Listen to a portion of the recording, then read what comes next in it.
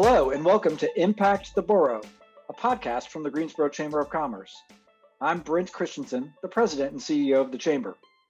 Each week, we'll highlight what we're doing to start and grow businesses, create quality jobs, and develop our workforce. We'll also check in with our community partners to share inspiring stories and important information from across our community. This podcast is brought to you by Truliant Federal Credit Union, a modern, mission-driven financial institution focused on the needs of its members, the businesses it serves, and our community. With 5 locations in Guilford County, including a dedicated commercial lending office at Friendly Center and a highly rated mobile banking app, Truliant makes it their business to help you grow yours. Visit Truliant.org for more information. Hey, I'm Nikita Green, the Chamber's Vice President for Leadership, Diversity, and Inclusion. Today's topic is one that's becoming a hot topic among HR professionals and executives alike: pronouns in the workplace. So my amazing guest today is Ivy G, the founder of the Hospitality G. And in Ivy's work as a trainer and motivational speaker, Ivy helps organizations create healthy and positive work environments for all. So Ivy, will you tell our listeners a little bit about what you do and specifically how you educate people about the use of proper pronouns in the workplace? Let's start with saying I have fun. I have fun because I'm super passionate around encouraging individuals to get out of their own way. I take pride in motivating hospitable behavior in the workplace. Training a safe space has become something that's very important. Like you said, Nikita, it's a hot topic of making sure that we can communicate effectively, especially when it comes down to staff who spend the most time with us.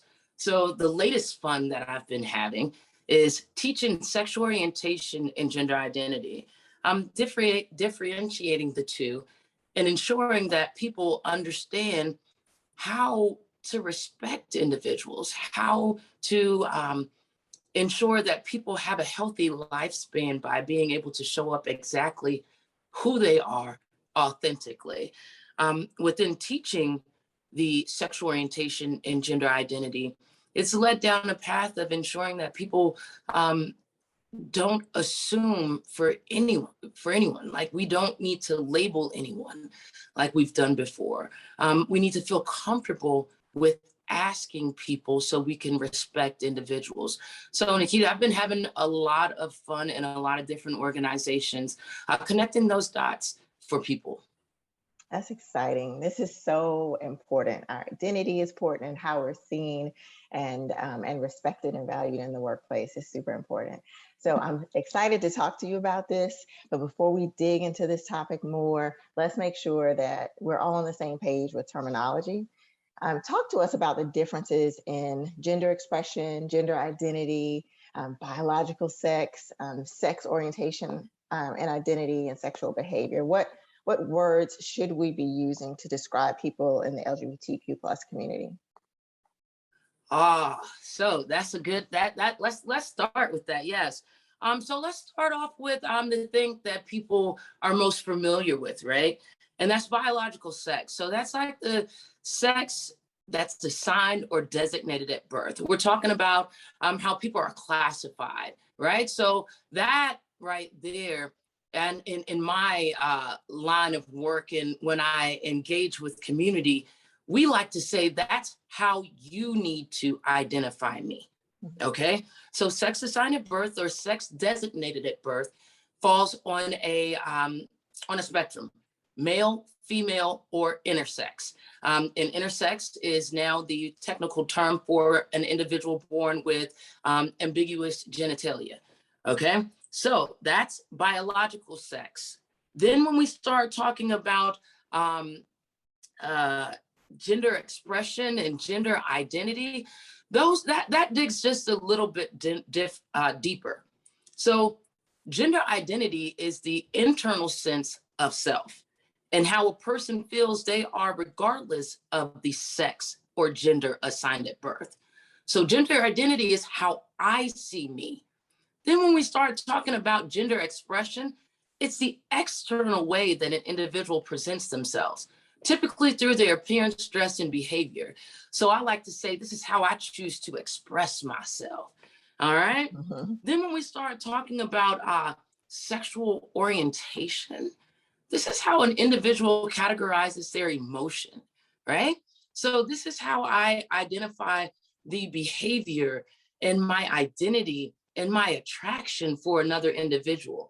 Now, as I'm sitting here and I'm thinking about these things, I like to connect just a little bit of the dots of saying that my gender identity comes from internal. So that's my mind and how I see myself. My gender expression, well, that's the outer shell, how you may see me. And then my sexual orientation, well, that comes from my heart, right? And all of those different things, everybody has that, right? So then when we start talking about sexual behavior, everybody has that too, right? So everybody has a sexual behavior of how they prefer to have sex and who they prefer to have sex with. So all of those things, I hope, gives a brief description and understanding. What words should we be using to describe people in the LGBTQ community? The words that they tell you to use. And Absolutely. that's why it's so important that we start talking about respecting individuals, because we don't need to put labels on anybody. We need to feel comfortable with having the conversation so we can understand, learn, and sometimes take ownership when it's not an easy thing. Because in our minds, we were trained girls wear dresses, boys wear suits, or some type of identifying marker because you found it in the men's section or in the women's section. So we know what we see in our mind, we automatically want to trigger to put that assumption. And what I'm asking and what people need to realize is that that's not our place. We don't need to do that. We've created communication around what makes sense and how to handle and just respect people. Hmm. Absolutely. That's extremely helpful, Ivy. And it's so funny. It seems like it'll be a lot easier, a lot less work if you just say, hey, how would you like to be referred to, rather than trying to come up with our own contrived labels. So thank you for giving us that kind of primer on terminology. What are then some common sets of pronouns that people use? Well, common sets of pronouns that people use, you have to think about, again, their gender identity, how they see themselves. So if someone identifies and they recognize more with that feminine spectrum or the female spectrum, they may like to use she, her, hers pronouns, okay? On the other spectrum, end of the spectrum, if someone identifies more masculine, they may use he, him, his, okay? Then when we start talking about that intersection, right, where people don't basically see themselves because it's how they see themselves. And I like to lift that up, where they don't fall on the female or the masculine spectrum, they may categorize themselves as gender nonconforming. And that they then may want to use pronouns such as them, they, theirs. Recently, there have been more communication around pronouns such as z, zir, zirs. We've also had, because of the luxury, like I said, with having these conversations, I've had guests, panelists who are comfortable within their identity as transgender, who say, well, I was born as a female, now I identify as male, so I prefer the pronouns of we, woman, and he. So basically, when you start thinking about pronouns and typical pronouns, that's a good chunk to have. However, when you just ask and Mhm. allow people to self-identify and you listen for what you hear and you echo back, again, if it's something that's new to you, you got to get a little vulnerable. And you got to say, this is new to me. Your tone, your body language, your energy has to say that, because that can be felt. So you're going to create a welcoming environment by making sure that you are paying attention, listening with intention, right? Listening with intention to make sure that I'm going to get it right, because I have a desire to respect you, to see you, and to make sure that you feel value. Yeah. So would you say then that the best way to know how, what pronouns to use for a person in the workplace is to just ask? Yeah. And I think that the best way to ask, the way that I coach to ask, is making sure that you're comfortable with who you are. And I'm comfortable with who I am. So when I go into a unknown space and I have to put myself in a position to assume, I like to start off with saying, "Hi, my name is Ivy. My preferred pronouns are she, her, hers. What's your name? What's your preferred pronouns?" I listen very hard and I make sure that I connect those dots, especially when it's something, like I said, that's new, because I too um, understand that there's so much language. Nikita, there's so much language. Like when you think of gender nonconforming and you think of seeing an individual, and you can see that there's gender nonconforming, masculine presenting. Yeah, I just said a mouthful, right? Gender nonconforming, masculine presenting. Now I'm going to make sure that I paint that picture. I don't see gender, so don't label me within the typical categories of he or she.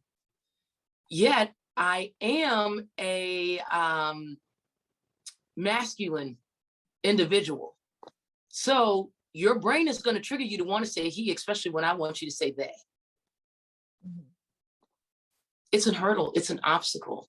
Yeah. We all have that struggle. Okay. It ain't easy. So I don't want to paint this picture as it being easy.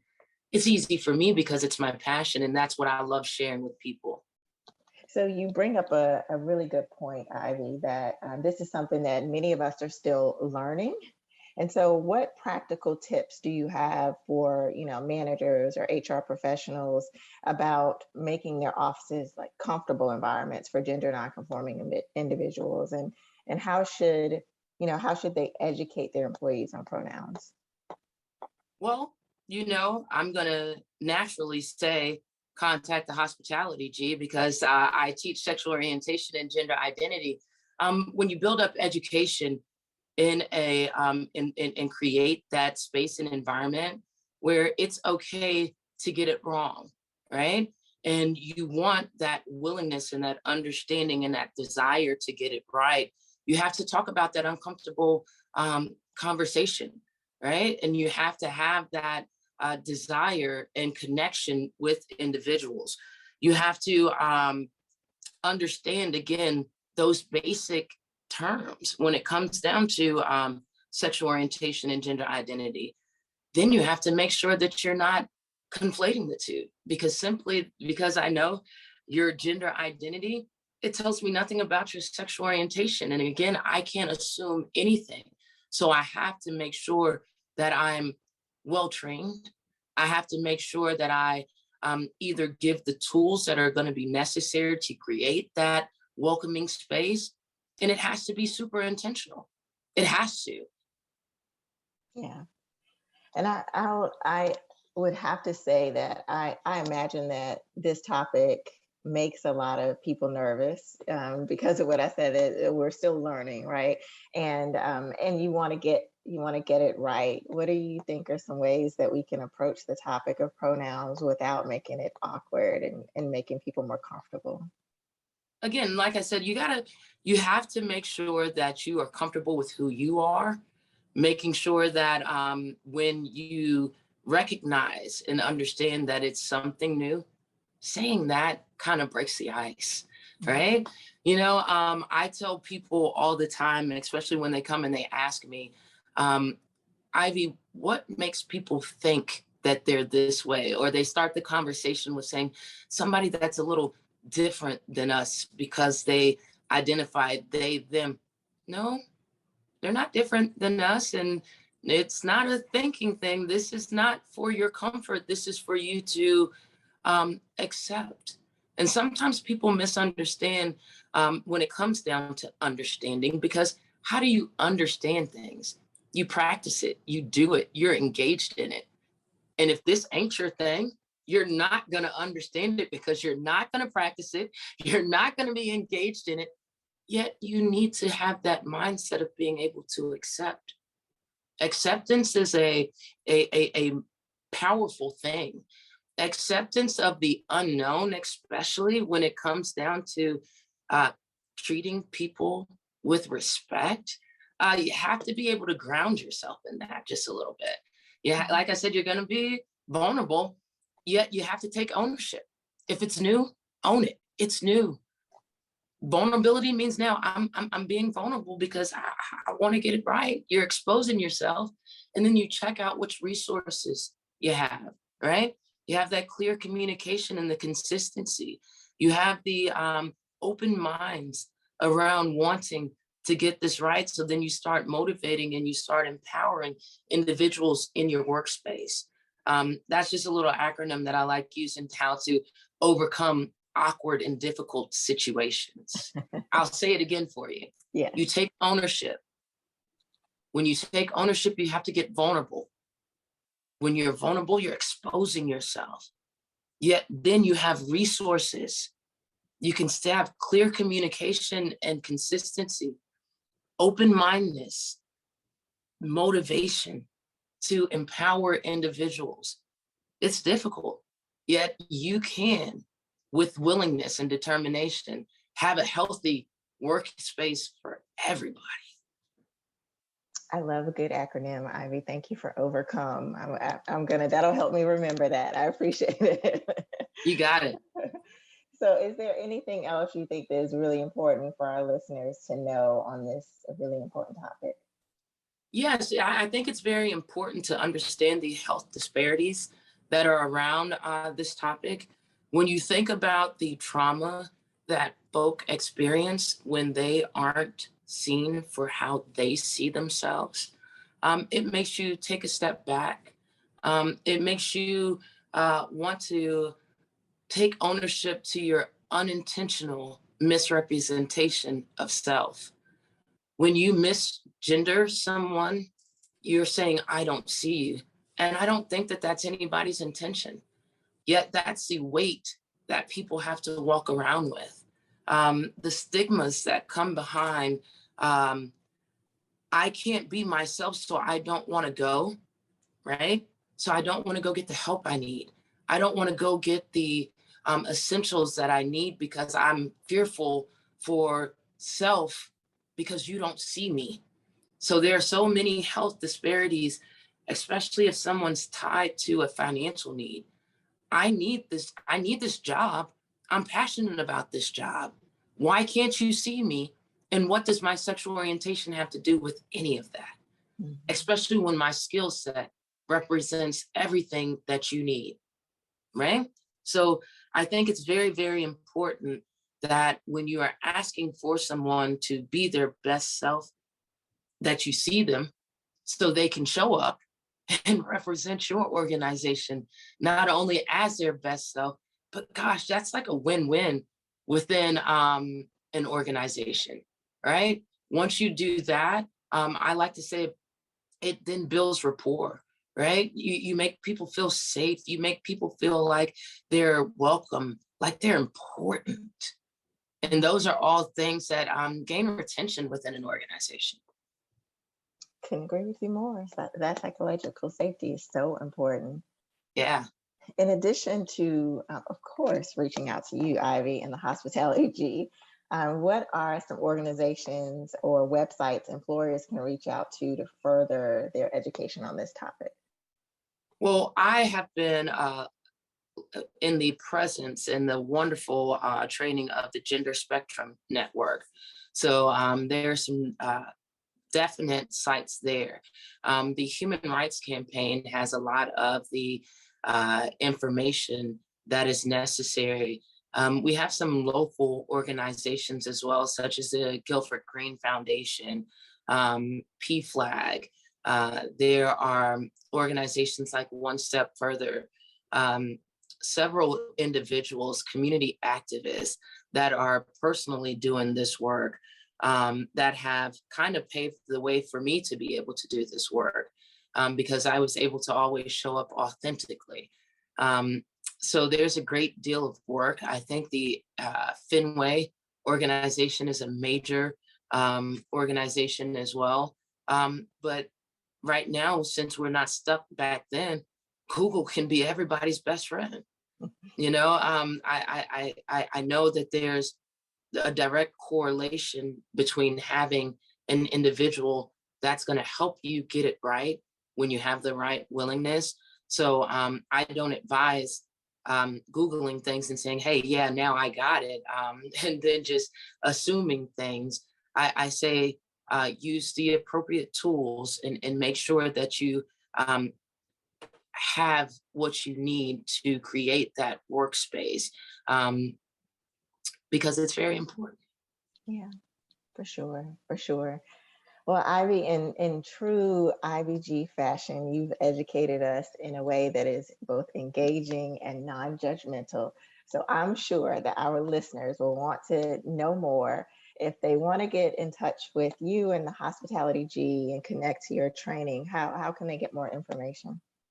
Definitely. They're able to get more information on my website. That's www.thehospitalityg.biz. Okay, and that's all together. You're also able to get a daily dose of positivity, just following me on my main tool, and that's social media. So I spell my name Iveyghee. There's some moments of transparency and reflection and motivation. Yet directly reaching out on my website gets you then more access to the services that I offer as a motivator, an innovator, and a trainer. So hopefully people will take the time to check that website out, but definitely know that sexual orientation and gender identity right now is the best asset to any organization, and the intention of connection is always going to be there. The atmosphere of making sure that you can be your genuine self will always be what you get when you're dealing with the Hospitality G. I love it. Well, thank you so much, Ivy, for joining us today. Thank you for educating us on something that's super important. Like you said, we should all be able to be respected and feel safe, especially at work. So thank you so much for this conversation today. Thanks for having me. It was an amazing conversation, Nikita. Thank you.